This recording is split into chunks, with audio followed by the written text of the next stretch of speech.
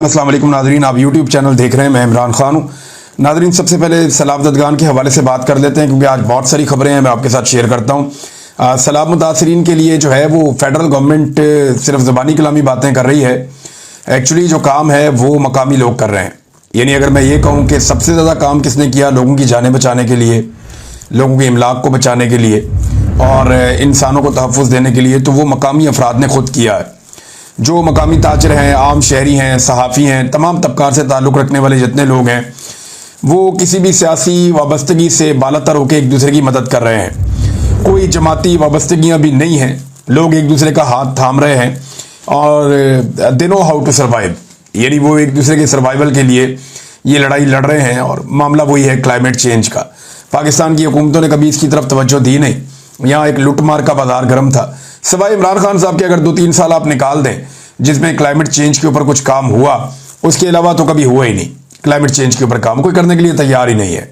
इनकी इस तरफ तवज्जो ही नहीं है और अब उसका खुमियाजा पाकिस्तान भुगत रहा है। सैलाब मुतासरीन जो हैं वो उनको बहुत ज़्यादा मदद दरकार है। खैबर पख्तूनख्वा की हुकूमत ने सबसे ज़्यादा काम किया है मकामी अफराद के बाद, जबकि वफाक की जानिब से वादे और दावे तो बहुत सारे हैं लेकिन अभी तक कोई अमली इक़दामात नज़र नहीं आ रहे और इसका गिला शिकवा जो है खैबर पख्तूनख्वा की जानिब से हो भी रहा है।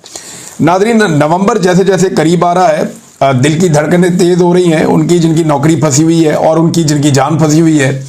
हर तरफ से जो है वो धड़कनें तेज़ हो रही हैं और यानी जिस शख्स के पास 1 दहाई के मंसूबे हों, ये कोई एक दफ़ा नहीं है, 10 दफ़ा लोगों ने कहा है कि general Asim Munir field marshal के पास 1 दहाई तक के मंसूबे हैं कि जनाब मईशत में ये करना है और दहशतगर्दी में ये करना है और मुल्क को ऐसे करना है और फलां फलां फार्मूले लेकर आने हैं। तो जिसके पास 1 दहाई के मंसूबे हों वो क्यों इस साल रिटायर हो जाएगा, ये एक बड़ा सवाल है। फैसल वाडा ने एक मरतबा फिर आकर कहा और फैसल वाडा को बाकायदा लाया गया, लॉन्च किया गया, दोबारा से रीलॉन्च किया गया। उसका रीज़न मैं आपको देता हूँ कि आसिम मुनीर साहब ने जज्बात में आकर माफ़ी वाला मुतालबा तो करवा दिया सुहेल वड़ाइस साहब के कॉलम में, लेकिन फिर उन्हें आइडिया हुआ कि ये मामला तो एस्टेब्लिशमेंट के गले पड़ गया है। अदलिया के लिए भी बड़ी शर्मिंदगी का बायस है कि अदलिया को यह बता दिया गया कि जनाब आपके तो केस ही कोई नहीं बनते, और पोल खोल दिया पूरे मुल्क के सामने कि जनाब ये इमरान खान तो जेल में इसलिए है कि वो हाफिज सैयद आसिम मुनीर साहब की ख्वाहिश के मुताबिक माफ़ी नहीं मांग रहा। अब सुहेल वड़ाइस साहब ने जब ये बातें की और उसके बाद माफ़ी के लिए उन्होंने मिन्नतों भरा एक कॉलम भी लिख दिया कि कैदी जी माफ़ी मांग लें, और माफ़ी के लिए बड़े अरसे से दरखास्तें की जा रही हैं, इमरान खान मानता ही नहीं है। इसमें जो है हफीजुल्लाह न्याजी साहब ने एक बड़ी इंपॉर्टेंट बात की थी। उन्होंने कहा था जी इमरान खान के पास जो भी पैकेज लेकर गया एस्टेब्लिशमेंट की जानिब से, चाहे वो गंडापुर हो, आजम सबाती हो या कोई अमरीकी ताजिर हो, इसमें एस्टेब्लिशमेंट की एक ख्वाहिश यही थी कि इमरान खान माफ़ी मांगे। लेकिन इमरान खान ने पहले दिन से क्लियर किया था कि वो माफ़ी नहीं मांगेंगे। ये हफीजुल्लाह न्याजी साहब जो इमरान खान साहब के रिश्तेदार भी हैं उन्होंने ये स्टेटमेंट दिया। हालांकि उनके बड़े सख्त नज़रियाती इख्तलाफात इमरान खान साहब से हैं, लेकिन वो ये मानते हैं कि इमरान खान से खूबसूरत ये लड़ाई एस्टेब्लिशमेंट के साथ आज तक किसी ने नहीं लड़ी है। अब ये जो बयान दिलवाया गया या कॉलम जो लिखवाया गया सुहेल वड़ाइस साहब से, उस कॉलम को अगर आप पढ़ें तो आपको आइडिया हो जाता है कि आसिम मुनीर साहब की ख्वाहिश है कि इमरान खान साहब माफ़ी मांग लें, और ये बड़ी पुरानी ख्वाहिश है, कोई नई ख्वाहिश नहीं है। ये 2 साल हो गए इसी ख्वाहिश के लिए, कभी इसको बंद कर देते हैं, कभी बिजली बंद कर देते हैं, कभी गर्मियों के अंदर पंखा बंद कर देते हैं, कभी 22-22 घंटे सेल के अंदर रखते हैं, कभी कई दिन तक सेल का दरवाज़ा ही नहीं खोलते, कभी उनका सामान छीन लेते हैं, कभी उनकी मुलाकातें बंद कर देते हैं, बच्चों से बातचीत बंद कर देते हैं, अखबारात और टीवी तक बंद कर देते हैं। तो ये सारा कुछ करने के बाद उनको तोड़ने की कोशिश की जाती है कि ये आदमी माफ़ी मांग ले, लेकिन नहीं मांगी माफ़ी। अब ये जो ख्वाहिश है ये उल्टी पड़ गई, अवाम के अंदर भी एक्सपोज हो गए, अदलिया को भी मुश्किल पड़ गई। जनाब अगर सारे झूठे केस हैं आप ये कह रहे हैं तो हमें फिर क्यों दबाव डालते हैं कि हमने इन केसों में इमरान खान को अंदर रखना है। ये मामला भी हो गया। अब फैसल वाडा साहब को फौरी तौर पे मैदान में लाना पड़ा, जिसने एक अलग कहानी सुना दी कि जनाब कोई मुतालबा ही नहीं है माफ़ी का, ये तो कानूनी केस है, यहाँ तो मुतालबा ही नहीं है, इमरान खान साहब ने तो कोई जुर्म तस्लीम ही नहीं किया, तो फिर वो माफ़ी किस बात की मांगे। यानी देखें ये सारे टाउट्स जो है ना उनके लिए एक बात सोचने वाली है कि एस्टेब्लिशमेंट आपसे अपनी मर्जी की बात करवा लेती है और बाद में आपको धोखा दे देती है। यानी कभी आपसे धमकी लगवा देते हैं कि जनाब आप एस्टेब्लिशमेंट ये करने वाली है, वो करने वाली, वो करने वाली है, और पर्दे के पीछे एस्टेब्लिशमेंट मिन्नतें कर रही होती है, टाउट्स को कह रही होती है कि हम चढ़े हुए हैं, हम नहीं छोड़ेंगे, और पर्दे के पीछे मिन्नतें कर रहे होते हैं।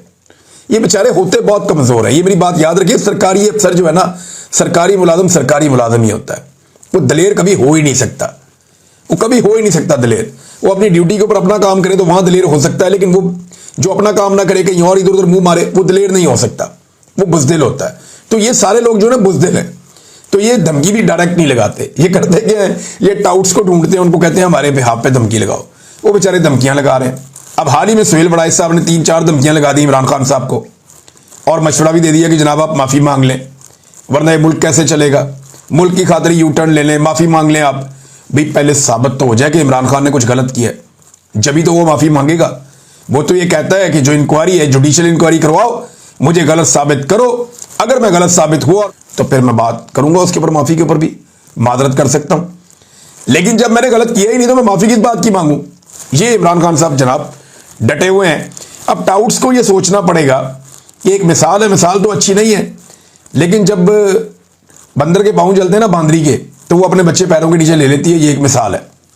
तो टाउट्स जो है उनसे धमकियां लगवाई जाती हैं, लेकिन जैसे ही ज़मीन गर्म होती है तो वही पाँव के नीचे दबा दिए जाते हैं।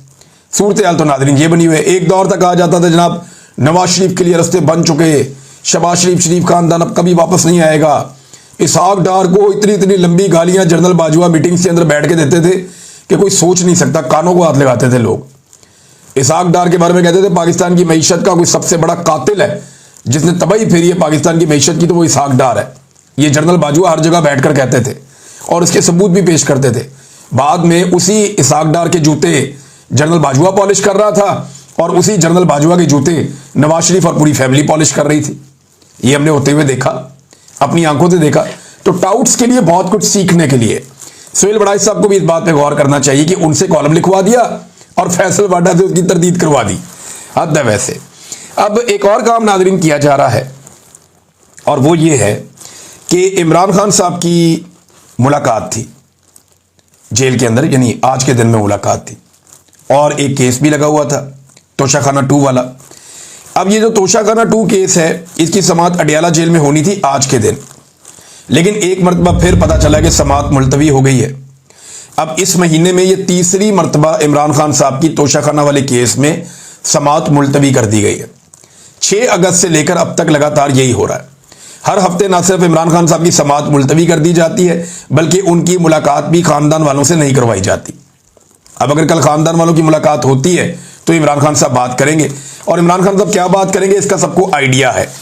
मेरे ख्याल में नवंबर जैसे जैसे करीब आ रहा है तो दिल की धड़कनें तेज हो रही हैं। वही बात मैं दोबारा दोहराऊंगा जो मैंने शुरू में की थी कि अगर 19 अगस्त यानी आज के दिन में इमरान खान साहब की समाअत नहीं होती, मुलाकात हो जाती है, इम्कान तो यह है कि शायद मुलाकात में भी रुकावट पैदा की जाए और इमरान खान साहब की मुलाकात भी ना करवाई जाए, क्योंकि कुछ इतलात ऐसी हैं कि इमरान खान एहतजाजी तहरीक को नई बुलंदियों तक ले जाने का ऐलान कर सकते हैं। और नवंबर करीब आ रहा है और मुल्क भर में तहरीक शुरू हो सकती है कि फील्ड मार्शल अपने घर चले जाएं, बहुत हो गया, उन्होंने मुल्क और कौम को बहुत नुकसान पहुंचा लिया। अब कोई डिजर्विंग और प्रोफेशनल बंदा आए जो फौज को सियासत से दूर लेकर जाए। फील्ड मार्शल खुलकर सियासत कर रहे हैं, ये मईशत में दखलंदाजी दे रहे हैं, सियासत में दखलंदाजी कर रहे हैं, दाखिली और खारजी मामलात में दखलंदाजी कर रहे हैं। लिहाजा ये क्योंकि अपने आइन और अपने हलफ के मुताबिक नहीं चल रहे और इदारे की हजीमत और एक बदनामी का बायस बन रहे हैं, जो इमरान खान साहब बार बार कहते भी हैं। लिहाजा अब ये ओहदे से हट जाए और कोई दूसरा बंदा आए ताकि इदारा जो है वो बेहतरी से चल सके। अब मुल्क भर में अवाम एहतजाज कर रहे हों कि आसिम मुनीर घर जाए और इदारे को मजीद तबाह ना करें, तो इदारे को मजीद तबाही से बचाया जाए, अवामी नफरत से बचाया जाए। दुनिया भर में यही मुतालबा अगर गूंज रहा हो तो दबाव का लेवल क्या होगा, दबाव बहुत बढ़ सकता है। लिहाजा मेरे ख्याल में इस दबाव से बचने के लिए इमरान खान साहब की मुलाकातें बंद कर दी गई हैं और अब उनके केसेस भी नहीं चलने दिए जा रहे, और साथ ही साथ माफ़ी तलाफी की कोशिश भी की जा रही है। माफ़ी का सादा मतलब यह है कि आप हमें चलने दें, हमें चलने दें। यानी अगर इमरान खान साहब इस बात पे मान जाते हैं कि ठीक है आसिम मुनीर साहब अपना काम करते रहें, तो इमरान खान साहब जो हैं वो फिर उनके लिए आसानियां पैदा हो जाएंगी। लेकिन इमरान खान साहब ये खुद कह चुके हैं कि अगर मुझे कुछ हुआ तो उसके लिए रिस्पॉन्सिबल आसिम मुनीर साहब होंगे। वो ये भी कह चुके हैं कि आसिम लॉ चल रहा है पाकिस्तान में। वो ये भी कह चुके हैं कि आसिम मुनीर साहब के इक़्तिदार को तूल देने के लिए जो जो कुछ हो सकता है वो मुल्क के अंदर किया जा रहा है। तो इमरान खान साहब बड़ा कैटेगोरिकली और क्लियरली कह चुके हैं कि तमाम मसाइल के लिए जिम्मेदार आसिम मुनीर साहब हैं।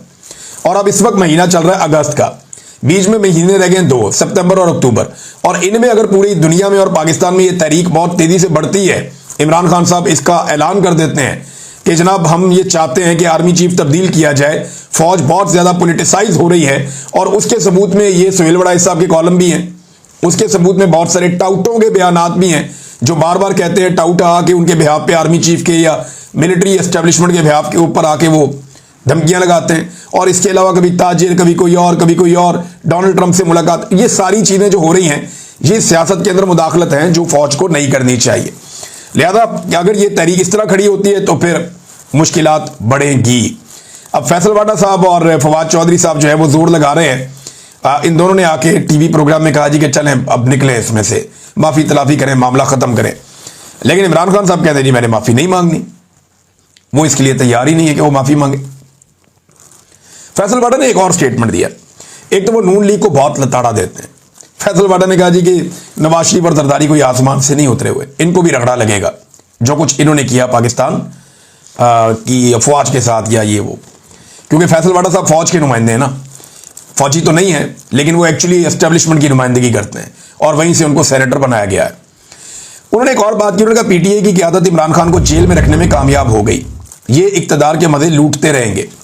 सवाल मेरा सादा से ये है कि इमरान खान पे जाली केसेस सारे क्या पाकिस्तान तहरीक इंसाफ की क़यादत ने बनाए? क्या इमरान खान को जेल में पाकिस्तान तहरीक इंसाफ ने रखा हुआ है? क्या इमरान खान की लड़ाई पाकिस्तान तहरीक इंसाफ के साथ है? क्या इमरान खान की बीवी को पाकिस्तान तहरीक इंसाफ ने जेल में रखा हुआ है? भाई ये सारा काम तो पाकिस्तान की मिलिट्री एस्टेब्लिशमेंट ने किया है, जिनके बिहाफ पे फैसल वाडा साहब आकर बात करते हैं।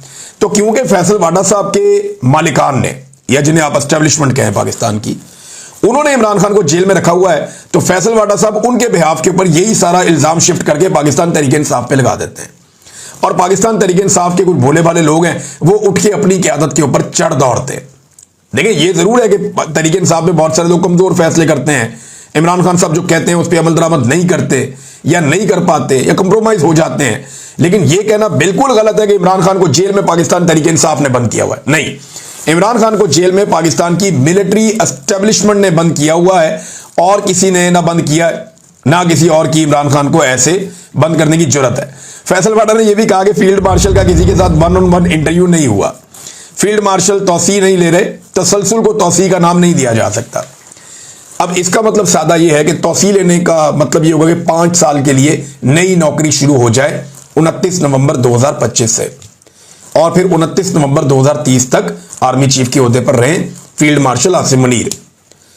अब तसलसल का मतलब यह है कि 3 साल जो पिछले गुजर गए वो गुजर गए, यहीं से 2 साल और वो कंटिन्यू कर लें और 29 नवंबर 2027 तक फील्ड मार्शल आसिम मुनीर रहे। लेकिन अभी 3 महीने पड़े हैं और ये बहुत टाइम होता है, 3 महीने में बहुत कुछ हो जाता है। जनरल बाजवा भी एक्सटेंशन के ख्वाब लेकर बैठे हुए थे और अगस्त में उनको लगता था कि उनकी एक्सटेंशन को कोई नहीं रोक सकता, दुनिया इधर की उधर हो जाए, जनरल बाजवा की एक्सटेंशन को रोकना नामुमकिन है। जनरल बाजवा यही समझते थे, लेकिन फिर कहां गए बाजवा साहब? आज कोई उनका नाम भी नहीं लेता। जितनी मर्जी आप बाजवा को, मैं इसलिए बुरा नहीं कहता कि अब वो बेचारे के पल्ले ही कख नहीं है, आज जितनी मर्जी आप बाजवा को गालियां दें कोई फर्क ही नहीं पड़ता, कोई आपको जवाब ही नहीं देगा, ना कोई उसका केस लड़ने के लिए आएगा, ना बेचारा खुद अपना केस लड़ने के काबिल है, बेड़े ही गर्क हो गया बेचारे का, कोई चीज उसके पल्ले नहीं छोड़ी। और यही सियासतदानों ने इससे फायदा उठाया, बाद में उसको लात मार के बाहर निकाल दिया।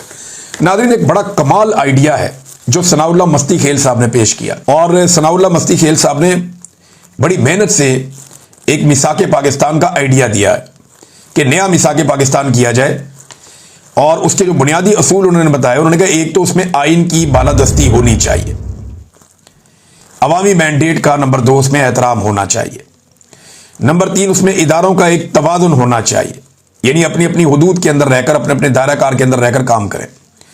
नंबर 4 शमूलियती सियासत होनी चाहिए, यानी सबको यकसा इज्जत और नुमाइंदगी दी जाए, कौमी इख्तलाफात बातचीत और पार्लिमानी मुबाहिसे के जरिए हल किए जाएं, तसादुम या बाइकाट के जरिए नहीं। माशी इस्तेहकाम, उन्होंने कहा मईशत को सियासी मुदाखलत से महफूज रखा जाए और एक मुस्तकिल पॉलिसी बनाई जाए। नंबर 6 एहतसाब और शफाफियत होनी चाहिए पाकिस्तान में। नंबर 7 अवामी हुकूक और फलाही रियासत होनी चाहिए पाकिस्तान में। नंबर 8 मीडिया की आज़ादी और इजहार राय की आज़ादी होनी चाहिए पाकिस्तान में। नंबर 9 NFC अवार्ड और वसाइल की मुनसिफाना तकसीम होनी चाहिए पाकिस्तान में। नंबर 10 सूबाई तश्कीलें 9, यानी अगर आपको वसाइल और इंतजामी मामलात के मुताबिक सूबों की अगर आपको दोबारा तश्कीलें 9 भी करनी पड़ती है तो आप करें। एक नया मिसाक पाकिस्तान किया जाए, ये बड़ा अच्छा आइडिया है जो लेकर आए हैं सनाउल्लाह मस्ती खेल साहब। मैंने इसको पढ़ा है तफसील के साथ। अगर तो पाकिस्तान में सियासतदान संजीदा होना तो वो एस्टेब्लिशमेंट को साइड पे करें और उन्हें कहें भाई जाओ बैरकों में अपना काम करो, जो आपके करने का काम है आप अपना काम करें, हमारे काम में आप मुदाखलत ना करें। और सारे सियासतदान मिलकर इस मिसाक के ऊपर या इससे मिलती जुलती किसी दस्तावेज के ऊपर इत्तफाक राय पैदा कर लें और फिर अवामी मैंडेट के मुताबिक एक नई हुकूमत बनाएं और पाकिस्तान एक नया आगाज करे। लेकिन जिनकी कमेटी लगी हुई है, जिनकी मौजें लगी हुई है, जो अयाशियां पट रहे हैं और उन्हें पूछने वाला कोई नहीं है, जो टिकटॉक बनाने के लिए जापान जा पहुंचे हैं, वो ये चाहेंगे कि ये हो। यानी मैं मरियम नवाज की वीडियो देख के हैरान हो गया। वो वहां पे कभी समंदर की सैरें, कभी इधर की कभी उधर की, बल्कि वहां पे उन्होंने एक तकरीब के अंदर खिताब किया। पहले तो बताया ही नहीं अवाम को कि जाना कहां पे है, हॉल ही नहीं बता रहे थे। फिर बड़ी मुश्किल से जनाब हॉल के अंदर जो लोग इकट्ठे किए मरियम नवाज ने, वो मैं देख रहा था, यानी मैक्सिमम चंद दर्जन लोग होंगे जो वहां पे उनकी तकरीर सुनने के लिए आए। जितने बंदे स्टेज पे उन्होंने साथ बिठाए हुए थे ले जाके पाकिस्तान से। अच्छा, ये जो बंदे गए हैं ना, मैंने ये भी पता करवाया, इनमें काफी बंदे जो हैं वो बजरिया थाईलैंड वो पहुंचे हैं और वो पाकिस्तान के हैं, जिनको रिसीव करने के लिए एयरपोर्ट पे PMLN के या मरियम नवाज के लोग बाकायदा गए थे। तो कुछ तो उन्होंने ऑडियंस पाकिस्तान से मंगवाई, कुछ जो बेचारे वहां पे एम्बेसी का अमला उनके रिश्तेदार हैं उनको बुलाया, और कुछ PMLN के ओहदेदार हैं थोड़े से, उनको बुलाया। तो ये चंद दर्जन लोगों के साथ मरियम नवाज ने खिताब किया और खिताब करते हुए कहा मुझे तो ऐसे लग रहा है जैसे लाहौर में जलसा हो रहा है। तो एग्जैक्टली बिल्कुल ठीक बात की है। अब लाहौर में जलसा हो या जापान के एक बंद हॉल के अंदर हो, PMLN की हालत यही रह गई। जितने बंदे वो लाहौर में इकट्ठे कर सकते हैं उतने वो कहीं भी इकट्ठे कर सकते हैं, क्योंकि लाहौर में भी इनकी मंजी ठुक गई है, बेड़ा गर्क हो गया मियां नवाज शरीफ की सियासत का, और करने वाली उनकी बेटी और भाई है, और यही हालत इनकी पूरी दुनिया के अंदर है। मरियम नवाज के मुंह के ऊपर लोगों ने चोर चोर के नारे लगाए, मरियम नवाज के मुंह के ऊपर लोगों ने वहां पे इनके वालिद के खिलाफ और इनकी हुकूमत के खिलाफ नारे लगाए। ओवरसीज पाकिस्तानी जो है बड़े जोश के साथ निकले हुए थे, उन्होंने काफी एहतजाज किया है वहां पे मरियम नवाज के खिलाफ, और ये कहते रहे कि जाली हुकूमत है, इनको कोई हक नहीं पहुंचता, और काफी नारेबाजी वहां पे हुई है। अब मैं आपको एक छोटा सा क्लिप दिखाता हूं, ये जरा आप सुनिए। मरियम नवाज तकरीर कर रही है, स्टेज के ऊपर PMLN के लोग बैठे हुए हैं और सर पकड़ के बैठे हुए हैं। वजह यह है कि कोई भी मरियम नवाज की बात ही नहीं सुन रहा, सामने बैठे हुए सारे सामईन आपस में बातें कर रहे हैं। ये जरा वीडियो देखें थोड़ी सी आप। सबको जब पहली बार मिले हैं जंग जीतने के बाद, तो आपको पाकिस्तान जो भारत से जंग जीता है, बयानुल महसूस जीता है, जंग जीतने की भी आप सबको बहुत बहुत मुबारक। मैं अंदाजा कर सकती हूँ कि जब आप से वतन से दूर होंगे तो आपको वतन के बारे में भी खबर मिलती है तो कितनी खुशी होती है। हमने भी बहुत खुशियां मनाई पाकिस्तान में, क्योंकि पाकिस्तान में भी बहुत देर के बाद हमें एक खुशी का मौका देखने को मिला। मुझे ये एहसास हो रहा है कि आपको खबर आ गई है कि पाकिस्तान से अच्छी खबर आ रही है। देख रहे हैं नाज़रीन आप, लोग आपस में बातें कर रहे हैं, यानी लोगों को परवाह भी नहीं है ये क्या कहते हैं, लोग इनको सुनना ही नहीं चाहते। इमरान खान 1 लाख बंदे से भी बात करता था ना तो पिन ड्रॉप साइलेंस हो जाता था, लोग उसकी बात सुनते थे। यहां पे चंद दर्जन लोग हैं वो चुप नहीं हो रहे, उन्हें पता है यार छड्डो पड़ा दफा करो, ना इनका मैंडेट है ना कुछ और है। वो बेचारे किसी की सिफारिश पे आगे, कोई कहां से आगे बैठा हुआ है, किसी का कोई काम फंसा हुआ है, किसी को कहीं से टिकट दे के लाए हुए हैं, कोई बेचारा अपनी नौकरी के चक्कर में बैठा हुआ है वहां पे। तो ये सारे लोग वहां पे अपनी अपनी बातें कर रहे हैं, मरियम नवाज को सुन कोई नहीं रहा। और वहां पे दावे क्या हो रहे हैं, नंबर 1 कि महंगाई 40 से 3% पर आ गई। तो आज जरा मैं आपको क्लियर कर दूं कि 40 रुपए वाली कोई भी चीज 3 रुपए की नहीं हुई। ये धोखा नहीं खाना आपने कि 40% से 3% पर आ गई। इसका मतलब ये नहीं है कि ये चीज पहले 40 रुपए की मिलती थी अब 3 रुपए की मिलती है, ये नहीं है। वजह यह है कि पहले ये चीज 40% की रफ्तार से बढ़ रही थी इसकी कीमत, और अब इतनी बढ़ गई है, इतनी बढ़ गई है कि आम आदमी की पहुंच से बाहर हो गई है। अब इसको 40% की रफ्तार से नहीं बढ़ा सकते, अब 3% की रफ्तार से बढ़ा रहे हैं। महंगाई बढ़ने की शरह कम हुई है, महंगाई कम नहीं हुई। कोई एक चीज बता देना, आटे की थैली गुज़िश्ता 20 दिनों के अंदर कोई 150 रुपए बढ़ गई है, ये 20 किलो वाली। ये अभी की बात मैं आपको बता रहा हूं, वो पुरानी बात नहीं कर रहा। चीनी 200 रुपए किलो के करीब पहुंच गई है, तो महंगाई कम कैसे हो गई? पेट्रोल कहां से कहां पहुंच गया, महंगाई कम कैसे हो गई? बिजली 4 गुना कीमत बढ़ गई, गैस की 8 गुना कीमत बढ़ गई, तो महंगाई कम कैसे हो गई? भाई हुआ यह है, इन्होंने महंगाई को इतनी तेजी से बढ़ाया है, इतनी तेजी, जैसे जूते पॉलिश करते ना तेज तेज, वैसे ही इन्होंने महंगाई को इतनी तेजी से बढ़ाया है कि एक लेवल पे पहुंचने के बाद अब उससे ऊपर जा ही नहीं सकती। भाई सबसे ज्यादा महंगा आपने मुल्क कर दिया अपने रीजन के अंदर, अब इससे महंगा आप क्या करेंगे? तो वहां पीक पे पहुंचा के अब हल्का हल्का बढ़ा रहे हैं। यानी वो जो शरह थी बढ़ने की, एक तो वो भी इन्होंने मैनिपुलेट किया हुआ है, डाटा गलत देते हैं ये। तो महंगाई बढ़ना कम नहीं हुई, महंगाई बढ़ने की रफ्तार कम हुई है, वो बढ़ लगातार रही है, महंगाई कम नहीं हुई। ये जो कहते हैं ना 40% से 3%, तो सुनने वालों को लगता है शायद 40 रुपए वाली चीज जो है वो 3 रुपए की हो गई। ऐसा नहीं है। ये पहले इन्होंने ये किया कि 150 वाला तेल जो है वो 350 पे पहुंचा दिया और अब उसको थोड़ा थोड़ा करके बढ़ा रहे हैं। अब वो लंबे लंबे जंप नहीं लगा रहे। तो ये कहते हैं जी महंगाई जो है वो अब हम कम तेजी से बढ़ा रहे हैं। हम पहले आपकी तलवार से गर्दन काट रहे थे, अब हम आपकी छुरी के साथ गर्दन काट रहे हैं, और तलवार जो फेरी हुई है वो तो फेरी हुई है पहले ही। फिर कह रही है जी नवाज शरीफ मेहनत कर रहे हैं, शहबाज शरीफ मेहनत कर रहे हैं, आपकी बहन भी दिन रात एक किए हुए है। भाई इतनी मेहनत करके भी अगर आपके जूते पूरी तरह नहीं चमका सके तो और आपने क्या करना है? ये जितनी मेहनत की है इस खानदान ने सिर्फ बूट पॉलिश पे की है। हत्ता कि इन्होंने इतने जूते पॉलिश किए, इतने जूते पॉलिश किए कि यौम आज़ादी वाले दिन भी इन्होंने कायदे आज़म मोहम्मद अली जिन्ना का शुक्रिया अदा नहीं किया, इन्होंने फील्ड मार्शल आसिम मुनीर का शुक्रिया अदा किया। इतने इन्होंने जूते पॉलिश किए। तो मेहनत तो वाकई ये लोग बहुत कर रहे हैं और करते चले जा रहे हैं, और हालात इनके इतने पतले हैं कि अब ये अवाम को फेस नहीं कर सकते। इनका बेड़ा ही गर्क हो गया। अगर नवंबर में आसिम मुनीर साहब कंटिन्यू नहीं करते, ये किधर जाएंगे फिर? सवाल तो ये पैदा होता है। तो इनका सारा कुछ जुए पे लगा हुआ है। एक छोटा सा वाकया और ये तबाह बर्बाद हो जाएंगे। और एक छोटी सी चीज, इमरान खान जिस दिन बाहर आ गया इनके पल्ले कख नहीं बचेगा। अब तक के लिए इतनी, अपना ख्याल रखिएगा, अपने चैनल का भी। अल्लाह हाफिज।